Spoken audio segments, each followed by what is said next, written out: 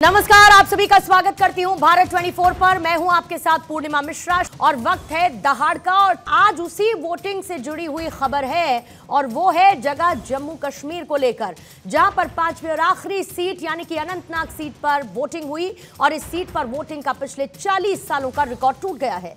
शाम 5 बजे तक यहां पर 51% से ज्यादा वोटिंग हुई है और इसी बीच पीडीपी अध्यक्ष और अनंतनाग राजौरी लोकसभा सीट से उम्मीदवार महबूबा मुफ्ती बीच सड़क धरने पर बैठ गई। महबूबा ने आरोप लगाया कि पुलिस ने वोटिंग से पहले उनकी पार्टी के कई एजेंट्स को पकड़ लिया है। महबूबा ने कहा कि उन लड़कों के खिलाफ कोई भी आपराधिक मुकदमा दर्ज नहीं है, लेकिन सिर्फ पीडीपी एजेंट होने की वजह से उन्हें पकड़ा गया है।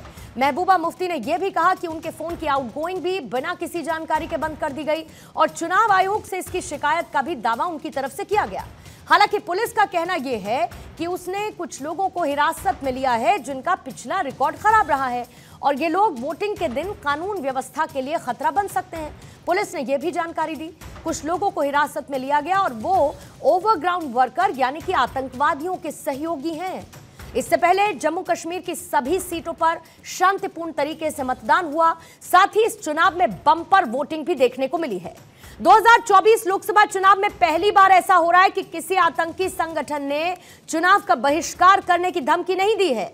आज इसी पर करने वाले हैं चर्चा कि आखिर जब कश्मीर में लोकतंत्र जीत रहा है, लोग इस उत्सव में बढ़ चढ़कर अपनी हिस्सेदारी निभा रहे हैं, तो कुछ नेताओं को तकलीफ आखिर क्यों हो रही है। चुनाव को पहले नॉन स्टेट एक्टर डिस्टर्ब करने की कोशिश करते थे, लेकिन जब ये हार गए तो स्टेट एक्टर एक्टिव हो चुके हैं। यहाँ बिजवाड़ा में बंद वो है ना, और भी जितने लोग हैं आप जाके देखिए, उनका रिकॉर्ड देखिए, किसी के खिलाफ एफआईआर कभी दर्ज हुई है। झूठ बोलते हैं। इनको इलेक्शन रिग करने के लिए जिम्मेवारी दी गई, जैसे 87 में कुछ अफसरों ने किया था, आज ये लोग कर रहे हैं और इनकी बस की बात भी नहीं है। सारा ऊपर से एलजी के ऑफिस से डायरेक्शन आ रही है, डीजी के ऑफिस से डायरेक्शन आ रही है। ये बेचारे क्या करेंगे, ये तो कठपुतली है। हमारे वर्कर्स को बंद किया है, उनका हक नहीं है वोट डालने का। जो हमारे दर्जनों वर्कर, उनका वोट नहीं है, खाली महबूबा मुफ्ती का वोट है। वो सब उस चुनाव से मुतमईन भी हैं, बढ़ चढ़ करके हिस्सा भी ले रहे हैं। तो कोई एक व्यक्ति उठ करके ये कह दे कि साहब ये चुनाव उस तरह से नहीं हो रहा जिस तरह से होना चाहिए, तो कहीं ना कहीं प्रत्यक्ष अथवा अप्रत्यक्ष रूप से ये बात झलकती है कि उनके अनुकूल नहीं हो रहा, शायद उनके पक्ष में नहीं जा रहा। और इसी के साथ कुछ सवाल हैं और उन्हीं सवालों को शामिल करेंगे दहाड़ की इस चर्चा में और उसके बाद मेहमानों से आपका तारुफ करवाऊंगी। पहला सवाल यह है कि कश्मीर में शानदार चुनाव, लेकिन किसे किसे तनाव है। कश्मीर में बम्पर मतदान हो रहा है तो महबूबा क्यों परेशान है। बैलेट से हारी बुलेट अब नेता कर रहे हैं हट। नॉन स्टेट एक्टर हारे तो स्टेट एक्टर एक्टिव हुए। कश्मीर में रिकॉर्ड तोड़ वोट, आतंकवाद पर आखिरी चोट है। बीजेपी के प्रवक्ता शिवम त्यागी इस पर चर्चा करने के लिए हमारे साथ मौजूद हैं। कांग्रेस के नेता वरुण पुरोहित इस वक्त हमारे साथ हैं। डॉक्टर पीरजादा मेहराजुद्दीन नेता हैं आप पीडीपी की, इस वक्त हमारे साथ जुड़ी हुई हैं। साथ ही समीर चौगांवकर जी वरिष्ठ पत्रकार हैं। आरती टिक्कू वरिष्ठ पत्रकार हैं, इस वक्त हमारे साथ मौजूद हैं। और अब से थोड़ी देर बाद अपनी पार्टी के नेता वकार भट्टी हमारे साथ जुड़ जाएंगे। आप सभी मेहमानों का बहुत बहुत स्वागत करती हूं दहाड़ की इस चर्चा में और शुरुआत करनी होगी मुझे डॉक्टर पीरजादा आप ही के साथ। डॉक्टर पीरजादा, ये तो बहुत अच्छी बात है कि लोकतंत्र की इस खूबसूरती के माहौल में बम्पर वोटिंग देखने को मिल रही है। अचानक से क्या हुआ महबूबा मुफ्ती को कि आरोप पर आरोप, ये कहते हुए कि एजेंट्स को गिरफ्तार कर लिया गया है, ये कह दिया गया कि वोटिंग ठीक से नहीं हो रही है, उसमें धांधली हो रही है, पुलिस और प्रशासन पूरी तरीके से दबाव में नजर आ रहा है। महबूबा क्यों परेशान है अगर बम्पर वोटिंग घाटी में होती हुई नजर आ रही है तो? ये जो मैडम महबूबा कह रही है दैट इज ट्रू कि बम्पर वोटिंग हो रही है। वो जो वोटिंग हो रही है that goes against the BJP. अगर ये बीजेपी के हक में जाती होती तो फिर बीजेपी डायरेक्टली मैदान में आ जाती अपने कैंडिडेट लेकर। That is not the case. ये बात सही है कि कुछ वर्कर्स, कुछ एजेंट्स को हिरासत में ले लिया गया है। That is not a fair treatment with the party. जो महबूबा मुफ्ती जो पार्टी रिप्रेजेंट करती है दैट वो उसको पूरी से एक इंसाफ नहीं मिल रहा है इस डेमोक्रेसी में। जैसे मोदी जी का, जैसे बीजेपी का एक स्लोगन चल रहा है बेटी पढ़ाओ बेटी बचाओ, महबूबा जी भी एक देश की एक बेटी है। Respect to the Mehbooba ji is a respect of 50% of the women which is not being done in over here. तो that is why she is crying. ठीक है साहब, आपने कहा कि बात आपकी बिल्कुल ठीक है। 1 मिनट का आपका समय, ओपनिंग स्टेटमेंट इसी के साथ खत्म होता है और टीम से रिक्वेस्ट करूंगी कि टाइमर चलाएंगे ताकि उससे समय का अंदाजा रहे। शिवम त्यागी आपके पास आते हुए क्लियरली कह रहे हैं कि महबूबा मुफ्ती ठीक कह रही हैं। मतलब घाटी में जहां पर बुलेट की बात होती थी, जहां पर बंदूक की बात होती थी, जहां पर अपहरण आतंकवाद की घटनाएं होती थी, आज वहां पर वही घाटी का युवा निकलकर वोटिंग में बढ़ चढ़कर हिस्सा ले रहा है। और ये तो अच्छी बात है ना कि वोटिंग बड़े स्तर पर हो रही है, तो इसमें महबूबा मुफ्ती क्यों परेशान है? देखिए, मुझे लगता है कि पहले तो इस देश में जिस तरीके से काम हुआ जम्मू कश्मीर में, पाकिस्तान शिवम, आप अपने एंड पे म्यूट हैं। नहीं, मैं अपने एंड पे म्यूट नहीं हूँ, मेरी तरफ से अच्छे से कनेक्ट है सब कुछ और कॉल भी नॉर्मल है। आई डोंट नो आपके पास आवाज आ रही है अभी फिलहाल? जी अब आई है। Thank you. नहीं, मैं म्यूट नहीं था, थैंक यू। मैं सिर्फ एक ही चीज कहना चाहता हूं कि जिस तरीके से जम्मू कश्मीर में कुछ समय से हालात बदले हैं, आप सभी ने देखे हैं, इस देश ने भी देखे हैं, जिस तरीके से वहां पर लोकतंत्र की बहाली हुई है, जिस तरीके से सबसे पहले तो नॉन स्टेट एक्टर्स बाहर हुए जो विदेशी जोर लगाते थे, जो पाकिस्तानी वहां पर तरीके से डिस्कम्फर्ट और जो रेस्ट है उसको अनरेस्ट करने की कोशिश करते थे, पहले तो वो दूर हुआ। आज चुनाव जब हो रहा है तो यह भी साबित हो गया कि वहां पर लोकतंत्र की बहाली भी बेहद शानदार तरीके से होती है। एक ऐसी जगह जहां पर 15% 20% मुश्किल से वोट होता था, अगर मैं लास्ट की बात करूं तो वहां पर 45% का वोट पहुंच गया है, तो ये अपने आप में लोकतंत्र के लिए बेहतर चीज है। मुझे समझ में नहीं आ रहा है कि महबूबा मुफ्ती किसके लिए बैठी हुई है। मतलब धरने पर जो वो बैठी, वो अपने लिए बैठी हैं, वो पाकिस्तान के लिए बैठी हैं। वो जो नॉन स्टेट एक्टर्स वहां पर गुंडागर्दी फैलाते थे, आतंकवाद करते थे, क्या उनके लिए बैठी है क्या? ठीक है, मैं मानता हूं कि ये लोकतंत्र की एक बेहद खूबसूरत तस्वीर है। चुनाव चल रहा है, लोग वोट कर रहे हैं, सम्मान करना चाहिए और सबको। ठीक है शिवम, आपका ओपनिंग स्टेटमेंट ले चुकी हूं, इसके बाद डिबेट को थोड़ी देर में ओपन करेंगे। वरुण पुरोहित जी आपके पास आते हुए ये समझाइए मुझे जरा कि किसको दिक्कत, क्योंकि सबसे बड़ी बात ये कहा महबूबा मुफ्ती में कि 1987 जैसी धांधली ना करिए, और 1987 की जब धांधली की बात होती है तो कांग्रेस को तो उसकी जबरदस्त याद आती होगी। देखिए पूर्णिमा जी, महबूबा जी क्यों बैठी हैं? लोकतंत्र की बार बार लोकतंत्र है, लोकतंत्र है, लोकतंत्र की खूबसूरती है, अच्छी बात है। कश्मीर में चुनाव हो रहे हैं, सब खुश है इस बात से, लेकिन महबूबा मुफ्ती भी देश की सिटीजन है, नेता है, जिनके साथ पीडीपी के साथ अलायंस करके बीजेपी सरकार बना रखी थी कश्मीर में, तो उनकी बात सुननी चाहिए। लोकतंत्र का मतलब यही होता है, कोई फासिस्ट सोच रही है खाली बीजेपी की सुनोगे, दूसरे की सुनोगे नहीं, तो ये तो फासिस्ट मानसिकता हुई। इसकी हमने पंजाब में भी आतंकवाद देखा, उसके बाद भी नॉर्मल सीआई चुनाव आए, आसाम में भी हुआ था, लाल डेंगा थे जब मिजोरम में भी। तो देश बहुत बड़ा देश है, इसमें चलते रहता है, और इसको मैं किसी की निंदा या बुराई नहीं कर रहा हूँ। अच्छी बात हुई है, कश्मीर में लोकतंत्र है, हमारे अच्छी परसेंटेज ऑफ वोट्स हो रहे हैं, तो एक डेमोक्रेटिक प्रोसेस में कश्मीर आया, अच्छी बात है। लेकिन महबूबा मुफ्ती की बात जो हो रही है इस समय, वो एक पॉलिटिकल पार्टी की लीडर हैं, बीजेपी के अलायंस में रही हैं, और महिला तो है, तो महिलाओं की तो सभी की सुननी चाहिए। मैं पॉलिटिकल की बात कर रहा हूँ, पॉलिटिकल लीडर है तो उनकी बात को सुननी चाहिए थी। इलेक्शन कमीशन हो सब लोगों को, क्या आप एक आदमी की बात को सिरे से खारिज कैसे कर सकते हो? सुनना चाहिए।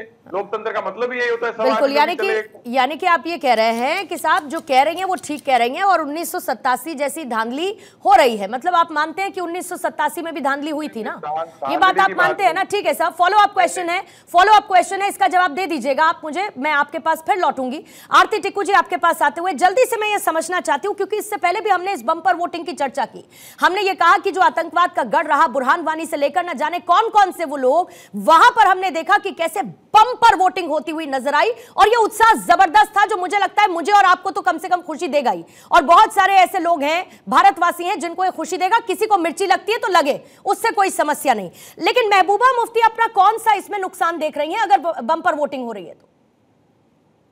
देखिए, बहुत साफ है कि महबूबा मुफ्ती को बहुत एंजाइटी है हारने की, क्योंकि बम्पर वोटिंग का मतलब ही है कि महबूबा मुफ्ती हार जाएंगी।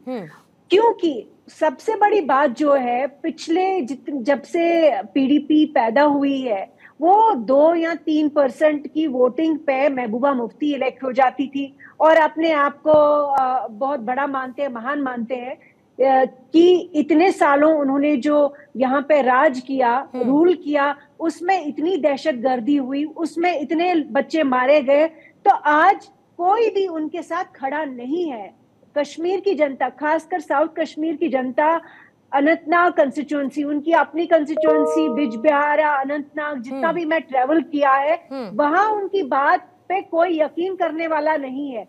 सब ये कहते हैं कि इन सब लोगों ने, ये राजनेताओं ने धोखा दिया है, इन्होंने झूठ बोला है इतने 40 साल 50 साल। ठीक है, तो ठीक है, उनके लिए कोई भी वोट ठीक है मैम, पॉइंट टेकन। वकार भट्टी साहब, 370 खत्म हुआ, अमन शांति आई है घाटी में, उसको क्या बरकरार नहीं रहने देंगे?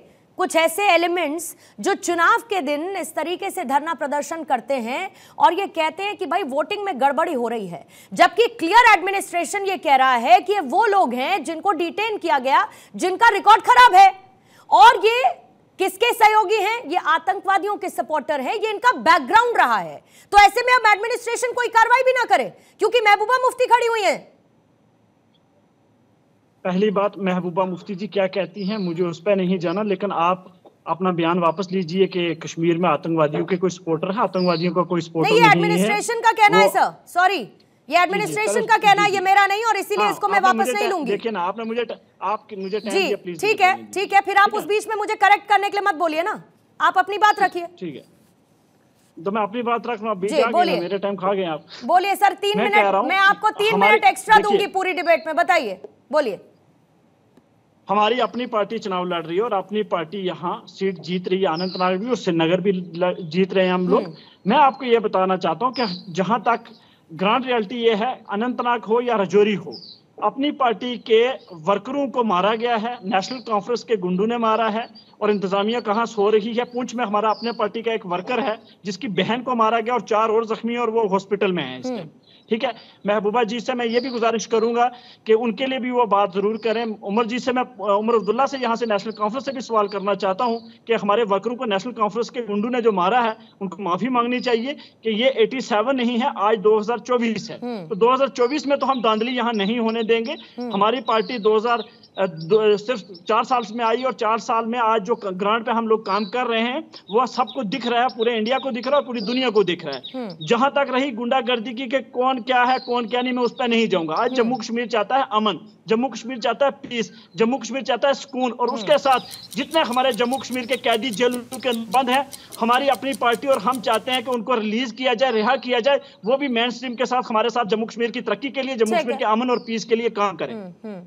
मतलब जिन्हें डिटेन किया गया है वो सब आपके साथी हैं, वो किसी भी वजह से डिटेन बिल्कुल, किए अपनी गए। पार्टी जी, अपनी पार्टी के अनंतनाग में, कुलगाम में कितने लोग हैं सर? की एक सीट जो बची कितने लोग हैं? देखिए, कितने लोग हैं? मुझे नहीं पता क्योंकि आप ही की पार्टी के हैं ना, देख रहा हूँ, आप ही की पार्टी के हैं, देखिए तो पता होगा आपकी पार्टी के कितने लोग डिटेन किए गए सर? अपनी पार्टी के काफी वर्करों को डिटेन किया गया। कितने? 10, 15, 12, 20? मैडम जी, गिनती करने के लिए आप आ जाइएगा। अभी अरे सर, आपकी पार्टी की गिनती मैं क्यों करूं? मैं अभी, आपने कहा अनंतनाग में जीत रहे हैं, वो गिनती आपने कर ली। आपकी पार्टी के वर्कर डिटेन किए गए, वो गिनती आपने गिनी नहीं। मैडम जी, आप क्यों नेशनल कॉन्फ्रेंस को बचाने की कोशिश कर रही हैं? अरे सर, मैं नेशनल कॉन्फ्रेंस को बचाने की कोशिश नहीं कर रही हूँ। आपकी 4 साल की अस्तित्व में आई एक पार्टी है, आप कह रहे हैं उनको डिटेन कर लिया गया। अरे साहब, संख्या तो पता होगा ना कि कितने कार्यकर्ताओं को डिटेन किया गया, ये तो बेसिक सवाल है ना सर।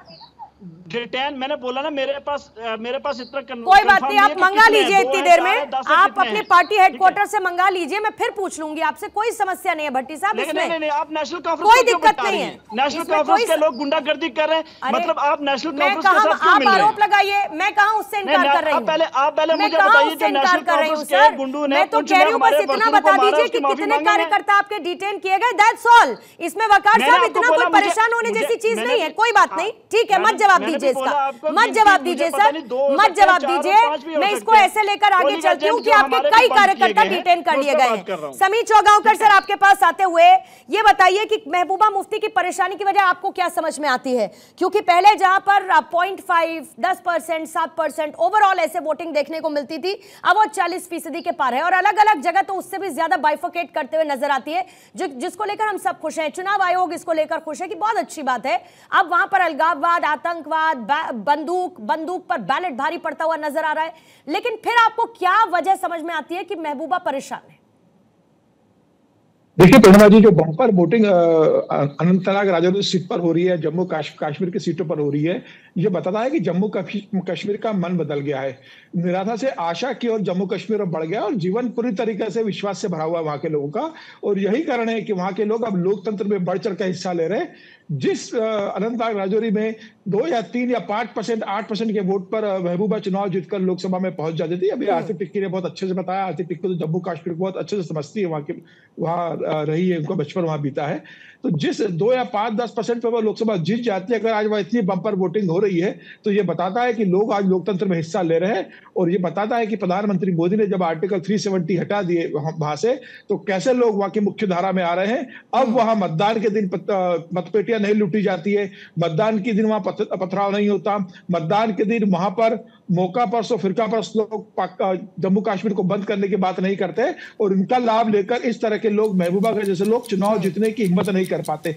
परिसीमन के बाद जिस तरीके से वहां पर सीटों का स्थितियां बन गई है, महबूबा जानती है कि जिस तरीके से महबूबा परिवार ने और अब्दुल्ला परिवार ने जम्मू कश्मीर को दशकों तक लूटा था, प्रधानमंत्री मोदी के विकास की धारा में जम्मू कश्मीर जुड़ रहा है। Point taken sir, point taken. अब इस डिबेट को मैं ओपन कर देती हूँ, आप लोगों को ज्यादा समय मिलेगा। डॉक्टर पीरजादा, क्योंकि मैंने वोटिंग परसेंटेज की बात की और आपने अपनी परेशानियों का, महबूबा मुफ्ती की परेशानियों का जिक्र किया, लेकिन इसके साथ साथ क्या आपको ये अच्छा नहीं लगता कि श्रीनगर में 40%, बारामूला में 60%, 51% आज अनंतनाग राजौरी में हुई है, शोपिया, त्राल, पुलवामा, यहाँ पर किस तरीके की स्थितियां पैदा होती थी? 45%, 37%, 39%, 2019 में जो 3% होती थी, 2% होती थी। ये बम्पर वोटिंग जब होती है तो आप लोग सीधे सीधे कह देते हैं कि इसमें केंद्र सरकार का कोई रोल नहीं है, 370 हटने का इसमें कोई रोल नहीं है, बल्कि यहाँ की आवाम ये सोचती है कि उनसे उनका अधिकार छीना गया, ये वजह है कि वो वोटिंग करने के लिए निकल रही है। अगर मैं आपके इस पॉइंट को भी बाय कर लूं तो भी मुझे लगता है कि महबूबा मुफ्ती को खुशी होनी चाहिए। बेसिकली मैं थिंग्स को इन्हें अच्छे पर्सपेक्टिव में आपके सामने पेश कर दूं। फर्स्टली मैं आपको ये कहना चाहता हूं, as a lady you should have a love, respect and admiration for Mehbooba ji. The way जो सेंटीमेंट एक ये चलाती है, यहाँ लोगों को अभिसा चलाती है। PDP was the first party to get the people in the streets, उन कोचों, इन गलियों में लाया, उन सड़कों पे लाया जहाँ चीख पुकार होती थी। आज उन्हीं गली कोचों में पार्टी के तराने गाए जाते थे। This credit goes to Mehbooba Mufti. She is a one-man army fighting daringly for the sake of democracy। Hindustan की डेमोक्रेसी के लिए एक अच्छा शुगून है कि that a lady like a Mehbooba Mufti is there. वो लोगों को परसुएट करे कि आप आ जाओ, घरों से आ जाओ। We have been throughout convincing, लोगों को तलकीन हम कर रहे हैं कि आप घरों से बाहर आ जाओ, वोट दे दो, बदलाव के लिए वोट दे दो। हमारे लिए बहुत सारी मुश्किलात के सामने आज एक सियासी यहाँ एक नैरेटिव एक चेंज करना है, एक ऐसी चुनौतियां पैदा हो गई हैं हर डेवलपमेंटल फ्रंट पर, अनएम्प्लॉयमेंट फ्रंट पर, लड़के जेलों में हैं। तो उसके लिए महबूबा मुफ्ती फोर्थ फ्रंट पर काम कर रही है। अब चूंकि कुछ जब इलेक्शन का टाइम आया, it actually the intent matters. ये जो 1987 की बात हम कर रहे हैं, एक एरा था, एक बदल गया जमाना, एक नया 21st सेंचुरी है, नया यूथ है, बल्जेट यूथ है, एजुकेटेड यूथ है। Those are the bygone days that largest democracy of world can not afford such kind of treatment in right now in Kashmir. इनको चाहिए इम्पार्शियलिटी दिखाए, we show transparency and fairness, and that Mehbooba Mufti should get fair treatment. She represents the largest sentiment of the people across Jammu and Kashmir. उसको कोई परेशानी नहीं है। मुझे ये नहीं समझ में आया कि इसमें महबूबा मुफ्ती के साथ अनफेयर ट्रीटमेंट क्या है। ये तो वोटर्स का राइट है ना कि वो वोटिंग करने के लिए निकलते हैं, वोटिंग राइट को एक्सरसाइज करते हैं। मुझे बताइए आज अर्ली मॉर्निंग में वो क्यों मजबूर हो गई आज सिटीजन प्रोटेस्ट के लिए? बताइए ना क्यों। वहां तो एक रीजन था भाई, एडमिनिस्ट्रेशन अगर कोई कार्रवाई कर रहा है साहब, एडमिनिस्ट्रेशन अगर कोई कार्रवाई कर रहा है तो बेतुकी कार्रवाई करेगा Shivam Tyagi. Right, we are not against the law, we are not against. नहीं, लगता तो सर ऐसे ही है, लगता है ऐसे ही। अगर एडमिनिस्ट्रेशन क्लियर कर रहा है कि इन लोगों का बैकग्राउंड खराब है, इन लोगों की जो हिस्ट्री है वो खराब है, चुनाव शांतिपूर्ण संपन्न नहीं हो पाएगा अगर ये लोग बाहर एक्टिव रहे, तो ऐसे में समस्या उनके लिए धरने पर बैठ जाएंगी। जैसे कि इसका जवाब शिवम त्यागी देंगे। शिवम, जैसे कि के बाद मैं आपके ऊपर छोड़ देती हूँ। अब महबूबा मुफ्ती कब किसके सपोर्ट में किस तरीके से बाहर आई, ये आप बताइए। मैसेज एक अक्रॉस जाना चाहिए। जब प्लीज आप मुझे बोलने दीजिए डॉक्टर पीरजादा। ठीक है पीरजादा साहब, सुन लेते हैं। रुक जाइए। देखिए, एक चीज तो ये देश जानता है कि जम्मू कश्मीर में किस तरीके से वहां की जो क्षेत्रीय पार्टी रही है, उन्होंने कैसी लाइन टो की है। हिंदुस्तान के साथ लंबा इतिहास जो उनका रहा है और जिस तरीके के उनके भाषण रहे हैं, और मैं अगर पिछले कुछ ही उठाकर उनमें से कोट करने की कोशिश करूं तो बहुत रिसेंट तो फारूक अब्दुल्ला ने कहा ही था कि भाई जो हमारा पड़ोसी है उसके पास भी एटम बम है, वो डरा रहे थे हिंदुस्तान को। दूसरा, अगर महबूबा मुफ्ती की बात करूं तो उनके भी इतने ही बयान है, कोई झंडा नहीं उठाने को बचेगा, 370 नहीं हटा सकते, अलाना फलाना पता नहीं क्या क्या चीज है। लेकिन आज इस देश की सरकार की जिम्मेदारी बनती है कि अगर जम्मू कश्मीर की आम जनता जो है वोटिंग में हिस्सा ले रही है, बढ़ चढ़ कर हिस्सा ले रही है, तो ये हमारी जिम्मेदारी है कि उनकी सुरक्षा, उनके ऊपर कोई किसी तरह का प्रहार ना हो, वो बढ़ चढ़ कर लोकतंत्र में हिस्सा ले। और यही इस देश के लोकतंत्र की खूबसूरती रही है। अब अगर किसी व्यक्ति को इससे दर्द हो रहा है तो उसके 2-3 कारण हो सकते हैं। नंबर 1, अगर किसी को जम्मू कश्मीर की बंपर वोटिंग से दर्द है तो जाहिर है कहीं ना कहीं उनके दिल में जो है वो अभी सॉफ्ट कॉर्नर जो है अलगाववाद, आतंकवाद, पाकिस्तान, इन सब के लिए जिंदा है। दूसरा कारण ये हो सकता है कि जो बढ़ती वोटिंग है ये उनके बिल्कुल पूरे तरीके से खिलाफ जा रही है और आज तक वो जिस तरीके से लोकतंत्र में जीते आए हैं उससे बढ़ता फूलता लोकतंत्र उनको बर्दाश्त नहीं हो रहा।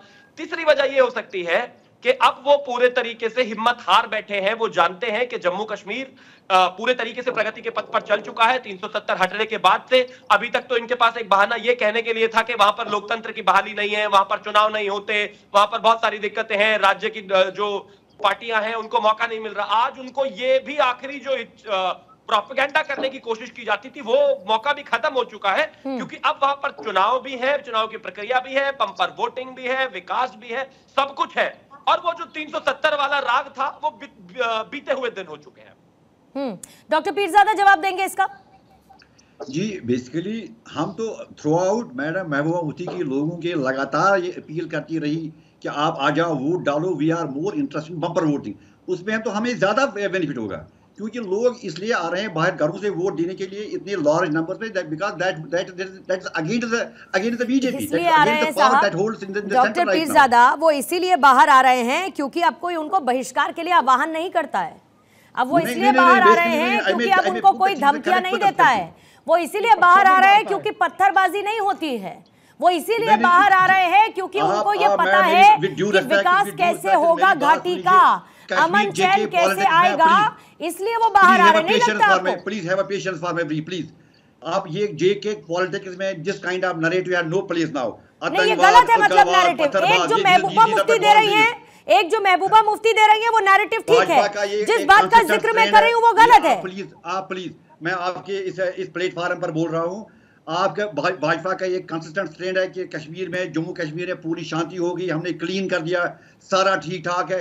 जब सारा ठीक ठाक तो अलगाववाद, आतंकवाद, ये पत्थरबाज कहां से आई? फिर डिस्कशन आ रहा है।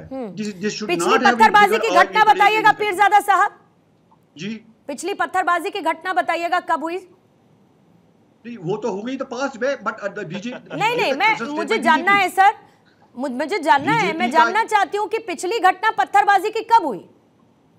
वो तो दैट इज नाउ इलमीटर what BJP is a strand, consistent strand. तो आज ये नैरेटिव फिर क्यों आ रहा है? ये अलगाववाद, आतंकवाद, we don't live with this. इसलिए आ रहा है सर क्योंकि 370 के बाद, 370 के एब्रोगेशन के बाद आतंकवाद की घटनाओं में कमी आई है। यहाँ पर मैं बैठकर ये भी बिल्कुल नहीं कह रही कि आतंकवाद वहां जड़ से खत्म हो गया है, लेकिन जो आंकड़े रिफ्लेक्ट करते हैं वो ये बताते हैं कि पहले के कंपैरिजन में आतंकवाद की घटनाएं कम हुई हैं। जिस तरीके से ऑपरेशन ऑल आउट चलाया गया, आतंकवादियों का खात्मा किया गया, लोकल सपोर्ट को खत्म किया गया, पाकिस्तान से उनको मिलने वाली मदद को खत्म किया गया, गश्ती बढ़ाई गई बॉर्डर्स पर, जिसकी वजह से आतंकवाद की घटनाओं में कमी आई। आरती टिक्कू जी, आप अग्री करती है मेरी बात पर जो मैं कह रही हूँ? और अगर इसमें कुछ भी गलत हो मैम तो मुझे प्लीज करेक्ट करिएगा। लेकिन मैं ये जानना चाहती हूँ कि जिस बात का जिक्र मैंने किया उसको पीरजादा साहब गलत नैरेटिव बताते हैं, जो महबूबा मुफ्ती कर रही हैं, कह रही हैं, वो सही नैरेटिव है? वो सही नैरेटिव पूर्णिमा आरती से जवाब देना आपने सही कहा। डेमोक्रेसी पूर्णिमा मान लीजिए आपने सही कहा। आपके पूर्णिमा आपने सही कहा। पीरजादा जी, पीरजादा जी, आरती टिक्कू जी को सुनेंगे, आप बोले जा रहे हैं। सुनेंगे पीरजादा जी, डॉक्टर पीरजादा प्लीज एक मिनट सुन लीजिए। यू बीइंग द जज, आप बोले जा रहे हैं। मान लो for the sake of argument, आपको अगर सबने बहुत शांति से एक वोट से सुना, हार आप जाती है सुनिए तो हमारे सैकड़ों वर्कर जेल में हैं। सुनने, तो आप हाउ यू डिसाइड की क्षमता रखिए, सुनने की क्षमता रखिए। सबसे इम्पोर्टेंट बात जो है पूर्णिमा वो ये कि महबूबा मुफ्ती जब भी सरकार में थी तब वो डेमोक्रेसी की गुणगान करती थी। जब वो पावर से बाहर हो जाती है, ये इनफैक्ट दोनों अब्दुल्लाज और मुफ्तीज का ये ट्रेंड रहा है कश्मीर में पिछले 75 साल से। जब ये पावर में होते हैं तब ये इंडिया के गुणगान करते हैं, ये डेमोक्रेसी की गुणगान करते हैं, लेकिन जैसे ही ये पावर से बाहर हो जाते हैं तब इंडिया की सरकार जो है डेमोक्रेसी सब जो है वो गलत हो जाता है। इनका तो यही टैक्टिक रहा है ब्लैकमेल करने का, पूरे हिंदुस्तान को, भारत की सरकार को ब्लैकमेल कर करके इन लोगों ने पावर छीना। और वो पावर में जो डेटा है पिछले जब से आतंकवाद शुरू हुआ, महबूबा मुफ्ती वही औरत है, वही लीडर है जो हिजबुल मुजाहिदीन के जो जब मिलिटेंट्स मर जाते थे तो रोने के लिए वहां जाती थी। ये वही लीडर है जो ग्रीन कपड़ा लेके घूम रही होती है और ग्रीन कलर का वो रोब पहन के जाती थी। हिजबुल मुजाहिदीन, जमाते इस्लामी, इन सब के पास जाके वोट लेती थी। तो आप ये समझिए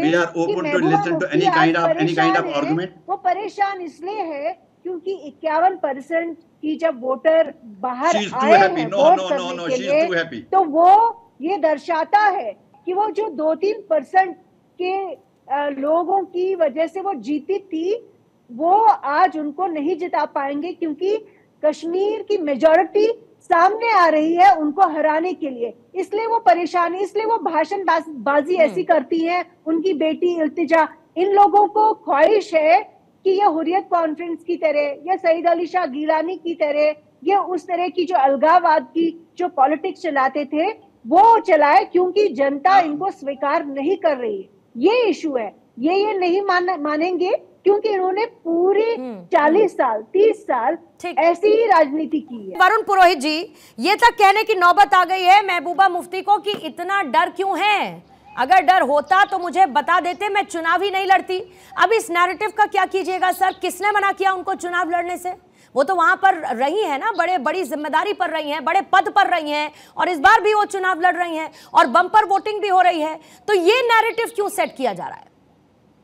देखिए पूर्णिमा जी, हमारा विश्वास हमेशा लोकतांत्रिक राजनीतिक व्यवस्था में और जिसमें आलोचना की भी स्थान हो उसमें है। नहीं, महबूबा मुफ्ती पर आपको विश्वास है या नहीं, ये बताइए। मैं उसी पे आ रहा हूँ। लोकतंत्र के अंदर सबको अपनी आवाज उठाने का अधिकार है। जहां तक वो कह रही है मेरे आदमियों को पकड़ लिया, तो चुनाव होने से पहले प्रशासन जो होता है, जो भी टेंटेड लोग होते हैं, कई हथियार होते हैं, वापस जमा करवाते हैं, उनको कईयों को पाबंद करते हैं, कईयों को कई गुंडे बदमाश स्पीशीटर उनको गिरफ्तार भी कर लेते हैं चुनाव से पहले। तो अगर उनमें उनके आदमी थे या नहीं थे तो उनको उसके लिए आप लीगल रिजॉर्ट भी ले सकते थे, आप इलेक्शन कमीशन को लिखित में भी दे सकते थे। लेकिन फिर भी अब उनका क्या नैरेटिव है मैं उसमें नहीं जाना चाहता। सब इंडिविजुअल, सबकी अपनी अपनी भावनाएं, अपना विचार है, उनकी लेकिन उनकी बात सुनी जानी चाहिए। ये लोकतांत्रिक व्यवस्था की बात मैं कर रहा हूँ। अब क्योंकि बम्पर वोटिंग हो रही है, सारा देश खुश है। लोकतांत्रिक व्यवस्था 75 साल से आप देखिए, राजीव गांधी को हमने खोया, इंदिरा गांधी को खोया, अटल जी ने भी बड़ा प्रयास किया था, आपको ध्यान होगा। मुशर्रफ आए, फिर आगरा से लौट गए थे, एक बस भी कोशिश की। तो सारे प्रधानमंत्रियों ने कोशिश करी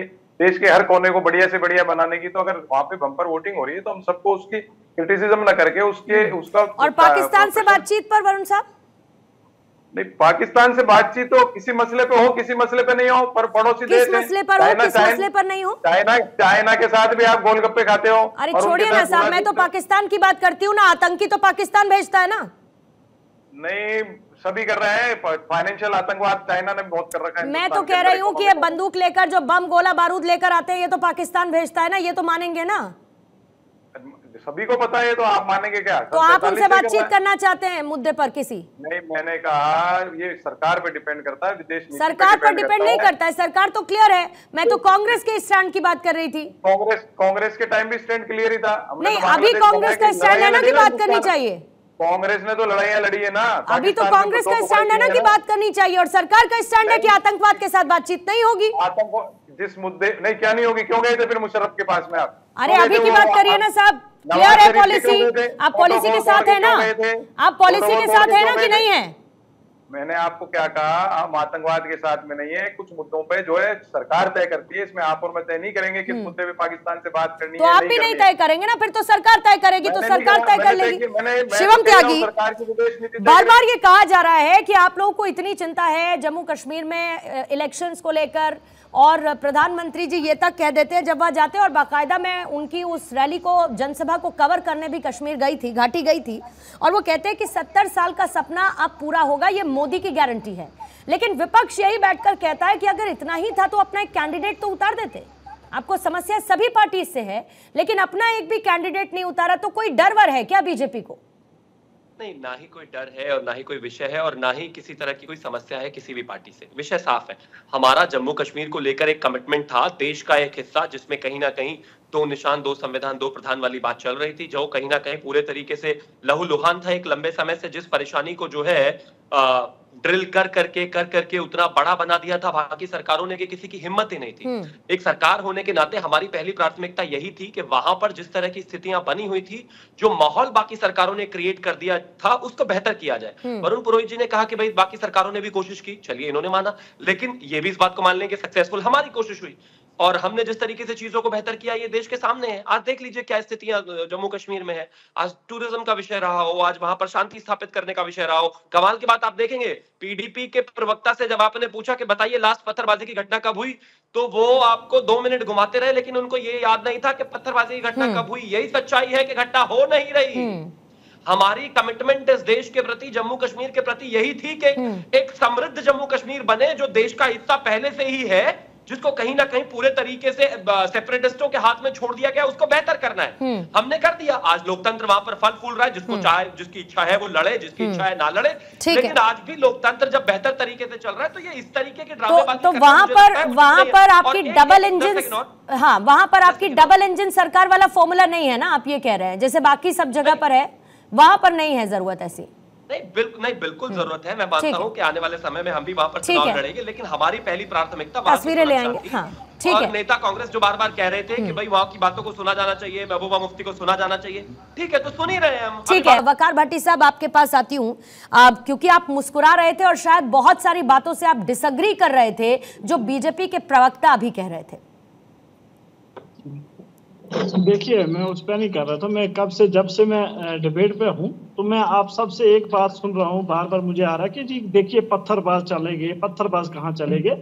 तो मैडम जी, ये बार बार आप जो कश्मीर के ऊपर पत्थरबाज का आप बार बार टैग लगा रहे हो, इसको बंद कीजिए। पत्थरबाज ना बम्बई में भी होते हैं, पत्थरबाज यूपी में भी होते हैं, मुफ्ती को कहिए कि उनके ऊपर मासूम बच्चों का टैग लगाना बंद करें, कहेंगे आप? पीरजादा साहब को कहिए ना मैडम, देखिए पीरजादा साहब को कहिए कि ये ना कहें कि मासूम बच्चे हैं, भटके हुए युवा हैं। ऐसा नहीं होता ना वकार भट्टी, जो होता है उसी की बात होगी ना।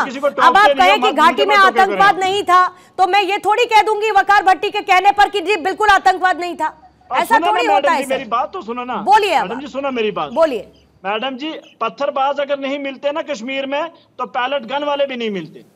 पैलेट गन वाले जिस तरह आएंगे, पत्थर वाले भी अपने आप आ जाते हैं, ये होता है। और क्या बात है, आप इंडोर्स कर रहे हैं मतलब पत्थरबाजी को? भी होता है, आप पत्थरबाजी को इंडोर्स कर रहे हैं मतलब? अमन आया, पीस आया, इसकी हम कलेजे पर चोट जबरदस्त लगी है वकार भट्टी, है ना? आप इंडोर्स कर रहे हैं पत्थरबाजों को, आप इंडोर्स कर रहे हैं। कौन पत्थरबाज है? अगर शांति भंग होगी, वही जो पत्थर लेकर मारते हैं, वही जो सुरक्षा बलों पर पत्थर चलाते हैं, वही पत्थरबाज है। सुनिए, अब मेरी बात सुनिए। और उनकी कोई कैटेगरी नहीं है, लेकिन वो पत्थरबाज हैं क्योंकि वो पत्थर मारते हैं। सुनिए ना मेरी बात, और उनको 500 रुपए देकर पत्थरबाजी के लिए उकसाया जाता है। 500 छोड़िए, आप 500 की छोड़िए। आपके ऑफिस के अंदर आकर मैं आपकी तोड़ पर वहां आके वहां तोड़फोड़ करने लग जाऊं आपके ऑफिस की, आप क्या करेंगे? मुझे आपको जेल भिजवा दूंगी सर, यही करूंगी। हाँ, तो यही करूंगी। Law and order will take its course the way it happened in Kashmir, in घाटी it will happen same here. Law and order will take its course, that's all. Law and order मेरे पास था क्या? नेशनल कॉन्फ्रेंस के पास था? अरे national conference के पास नहीं था, लेकिन घटनाएं तो घाटी में हो रही थी भट्टी साहब। मैडम महबूबा के पास था। ठीक है, बोलिए। ठीक है, बोलिए। मैंने जो सवाल पूछा उसका जवाब आपने नहीं दिया, फिर आपने उसको घुमा दिया। आप बोलते हैं ना, आप बीच आ जाते हैं मसले। अच्छा ठीक है, अपनी बात पूरी कीजिए, बात पूरी कीजिए। मैं कह रहा हूं, देखिए मैं ये कह रहा हूं, वोटिंग हुई है, नॉर्थ कश्मीर में भी हुई है, सेंटर में भी हुई है, और आज साउथ और जोरीपुंज के अंदर भी अच्छी वोटिंग परसेंट हुई है। ये वोटिंग परसेंट बदलाव के लिए जेलों से लोगों को रिलीज किया जाए, रिहा किया जाए जेलों से, उनके लिए है। ये जमाते इस्लामी के बैन हटाए जाएं, जितने भी हमारी तंजीमें हैं उनको फ्रीडम होनी चाहिए, बात करने की आज़ादी होनी चाहिए। जो हमारे जर्नलिस्ट जेलों के अंदर बंद है, उनकी रिहाई के लिए ये वोट हुआ है मैडम जी। 10 साल से यहाँ 10-15 साल से यहाँ वोटिंग नहीं हो रही थी। चुनाव सिस्टम से हम बाहर थे, लोगों ने वोट किया, अच्छी बात है, इसका वेलकम आपको भी करना चाहिए, हमें भी करना चाहिए। लेकिन अब पहल यह है कि आगे आप हमारे साथ, जम्मू कश्मीर के अवाम के साथ कौन सी आंखें, कौन सा चेहरा लाने वाले हो, किस लेवल पर हमारे साथ काम करने वाले हो, वो भारत सरकार को देखना है। अब भारत सरकार जम्मू कश्मीर के लिए पहल करके हमारे कैदियों को रिहा करे, जमात इस्लामी का बैन हटाए, यह अपनी पार्टी की डिमांड है और अपनी पार्टी हमेशा इस चीज के ऊपर पहल करेगी और इस चीज के ऊपर हमेशा जोर और शोरों से बात करेगी। ठीक है, इस पर आरती जी आपसे जल्दी से जवाब लूंगी, फिर समीर सर आपके पास आती हूँ। ये जो जमात इस्लामी पर, ये तो जमात इस्लामी पर बैन हटाने की मांग कर रहे हैं, ये अलग मांग है इनकी, मैं इसको अलग कंसिडर करके चलती हूँ। लेकिन बाकी जो बातें इन्होंने कही कि कौन है पत्थरबाज, क्या आप कह रहे हैं, फिर जब पैलेट वाले आएंगे तो पत्थरबाज भी आ जाएंगे, फिर से वही स्थिति हो गई ना।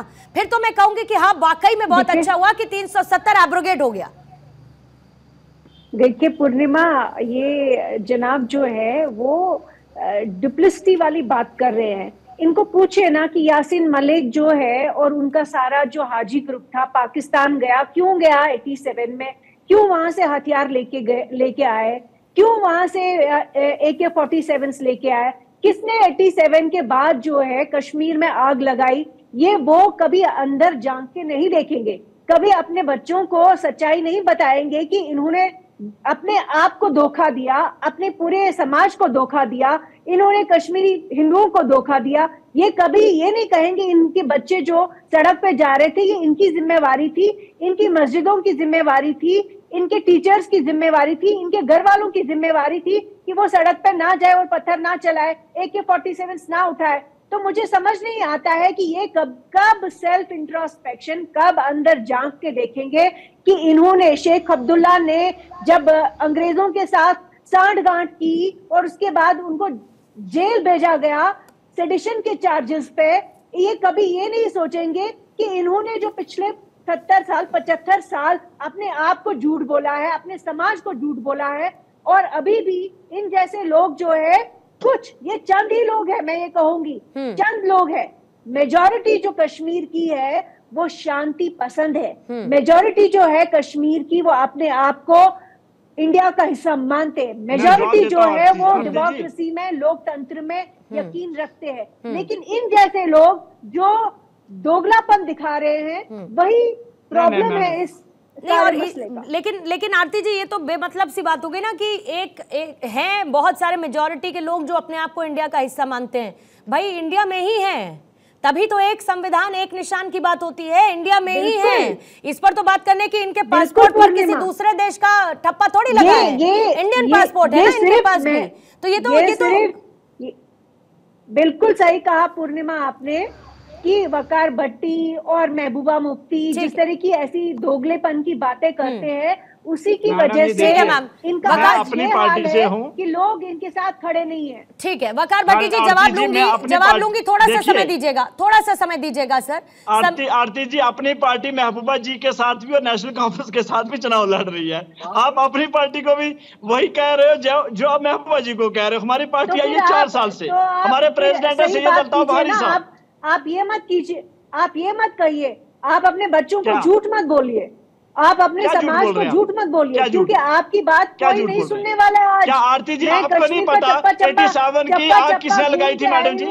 क्या आपको नहीं मैडम जी पता 87 की? मैं आपकी सारी देख चुका हूँ, मैं ट्विटर पे आपकी वीडियो देख चुका हूँ। लोगों को सच मालूम है। चलिए ये अच्छी बात है वकार भट्टी साहब कि आप पूरे होमवर्क के साथ आए हैं, ये बहुत अच्छी बात है कि आप पूरे होमवर्क के साथ आप वीडियोस देखकर आए हैं, क्योंकि आपको पता है आरती टिक्कू के सवालों का आपको जवाब देना है। लेकिन समीर सर आपके पास आते हुए ये बताइए कि नॉन स्टेट जो एक्टर्स थे उन पर तो लगाम लगा ली, 370 एब्रोगेट हो गया, आतंकवाद की घटनाएं कम हो गई, लेकिन अब स्टेट एक्टर्स का कैसे क्या करेंगे हम? स्टेट एक्टर्स जो है वो कैसे अपना एक योगदान देंगे कि शांति व्यवस्था बरकरार रहे, किसी तरीके की वापो की स्थिति ना हो, लोकतंत्र का पर्व है सुचारू रूप से चले, किसी तरीके का मिसकंसेप्शन ना क्रिएट किया जाए। ये स्टेट एक्टर्स जो कर रहे हैं ये कैसे रुकेगा सर? क्योंकि ये तो है पॉलिटिकल पार्टीज और पुराने लीडर्स वहां के। देखिए पूर्णिमा जी, अभी सुप्रीम कोर्ट का भी ऑर्डर है कि जम्मू कश्मीर में चुनाव होना चाहिए और सितंबर की डेडलाइन है। मुझे लगता है सितंबर के पहले जम्मू कश्मीर विधानसभा चुनाव होंगे। और आप देखिए वहां पर एक बार राज्य सरकार का गठन हो जाने दीजिए। जितने भी वहां पर इस तरह के एक्टिविटीज जो लोग हैं उन सब ठिकाने लगा दिया जाएगा। जिस तरीके से प्रधानमंत्री मोदी, मैं तो अटल बिहारी का जिक्र करना चाहता हूँ कि अटल बिहारी वाजपेयी ने जो कहा था जम्मू कश्मीर को लेके कि इंसानियत, जमहूरियत और कश्मीरियत की हम बात करते हैं जम्मू कश्मीर को लेके, उसे सही अर्थों में अगर किसी ने लागू किया है तो प्रधानमंत्री नरेंद्र मोदी है। अब वहां पर आप देखिए आर्टिकल 370 खत्म हो गया। अब कश्मीरी पंडित वहां बसने शुरू होंगे। और जो अभी तक वहां पे दो परिवार को भी सत्ता बढ़ती रही और दो परिवार जम्मू कश्मीर को लुटते रहे बारी बारी से, पीडीपी और नेशनल कॉन्फ्रेंस, इन्होंने अलगाववादियों से पैसा लिया, इन्होंने जम्मू कश्मीर से पैसा लिया, केंद्र सरकार से जाने वाले पैसों को विकास में ना खर्च करके अपने सुख सुविधाओं पर खर्चा किया।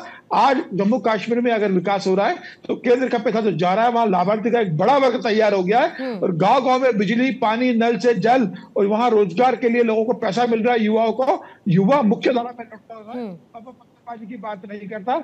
आप वहां पर एक विधानसभा चुनाव हो जाने दीजिए, सरकार वहां सबका इलाज करेगी। ठीक है, ठीक है सर, ठीक है। शिवम, आपसे जवाब लेना चाहूंगी, अंतिम के 2 मिनट में हूँ, इसीलिए चाहूंगी कि बाकी 1-2 प्रतिक्रिया में और ले पाऊं। लेकिन शिवम, ये तो है ना कि एक ट्रस्ट डेफिसिट, अब आपने पीरजादा साहब को सुना, आपने वकार भट्टी साहब को सुना, कहीं ना कहीं एक ट्रस्ट डेफिसिट तो है। भले ये गैप कम हुआ हो लेकिन एक ट्रस्ट डेफिसिट है। केंद्र सरकार कैसे वो ट्रस्ट डेफिसिट को खत्म करेगी पूरी तरीके से, यह जिम्मेदारी तो है केंद्र सरकार की। नहीं, ट्रस्ट की जहां तक बात है, ट्रस्ट हमने रीगेन किया है पूर्णिमा जी। अगर आप देखेंगे, अगर एक जगह पर, एक कॉन्स्टिट्यूएंसी में 15% वोट होता था और अगर आज वहां पर 50% वोट है, तो आप ये मानकर चलिए, ये डेटा बताता है कि हमने ट्रस्ट रीगेन किया है कश्मीरियों का। अगर आज वहां पर लोकतंत्र की ये खूबसूरत तस्वीर सामने है तो जाहिर है हमने ट्रस्ट रीगेन किया है। हाँ, कुछ पॉलिटिकल पार्टीज, कुछ नॉन स्टेट एक्टर्स, कुछ लोग जिनको बाहर से मदद मिलती थी, वो जरूर इस बात से नाराज हैं और नाराज रहेंगे और उनका ट्रस्ट हमें गेन करना भी नहीं है। वो हमारी पॉलिटिकल राइवलरी में आते हैं। लेकिन हाँ, वहां पर जो रहने वाली जनता है, वहां पर जो रहने वाले लोग हैं, हमारे लिए जिम्मेदारी है कि हम उनके लिए वहां पर एक ऐसी स्थिति, ऐसा माहौल बनाकर दें जहां पर उनको डर से, बम बंदूक से कोई दिक्कत ना हो। वहां पर वो खुलकर जो है लोकतंत्र के पर्व में हिस्सा लें और वो ले भी रहे हैं। और वही हमारी जिम्मेदारी कहीं ना कहीं हमने पूरी तरीके से निर्वाह किया और इसी बात से वहां की जनता खुश है। लेकिन जो कुछ नेता बाहरी लोगों से प्रभावित थे और उनको फायदा पहुंचता था, वो जरूर नाराज है, वो आगे नाराज लंबे समय तक रहने वाले हैं। ठीक है, इसी से सवाल पीरजादा साहब, 30 सेकंड आपको दे पाऊंगी समय। महबूबा मुफ्ती अपना हट छोड़ेंगी, जिद छोड़ेंगी अपनी? ये मैं आपको एक बात ऐड करना चाहता हूँ। पीडीपी एक वाहिद पार्टी है। We have brought a youth icon before the people. हम जेल के बदले उसको पार्लियामेंट भेजना चाह रहे हैं। हम यूथ को एक नया रास्ता दिखाना चाहते हैं। और आपको भी ये कह रहा हूँ कि henceforth kindly change the narrative. पत्थरबाज को वोटरबाज से अब चेंज कर दो, कन्वर्ट दिस पत्थरबाज इनटू वोटरबाज। कश्मीरी युवा जो वोट देने आया, it is all goes credit to among other parties, mostly to this Peoples Democratic Party. अब चूंकि जो महबूबा मुफ्ती साहिबा ने आज कहा कि मैं तो फिर लड़ती नहीं, जब सुबह सवेरे पार्टी प्रेसिडेंट के पास ऐसी रिपोर्ट आई कि कुछ वर्कर्स को गिरफ्तार किया गया, नेचुरली एक हार्ट ब्रोकन थी कि ये कैसे हो रहा है कि मेरे साथ भेदभाव हो रहा है मेरी पार्टी के साथ, कैसे मेरे वर्कर्स को आज के दिन ठीक है, समय खत्म हो गया। वरुण जी 10 सेकंड में अगर आप कोई क्लोजिंग कमेंट सर देना चाहें, मेरे पास समय खत्म है। पूर्णिमा जी, आपने ट्रस्ट जब सर्वदलीय बैठक बुलाएंगे, जैसे समीर जी ने कहा विधानसभा के चुनाव हो जाएंगे, पॉलिटिकल प्रोसेस ग्राउंड तक पहुंचेगा, कश्मीर की स्थिति 2 महीने सुधरने के प्रयास होगा, सबको साथ लेके चलना चाहिए।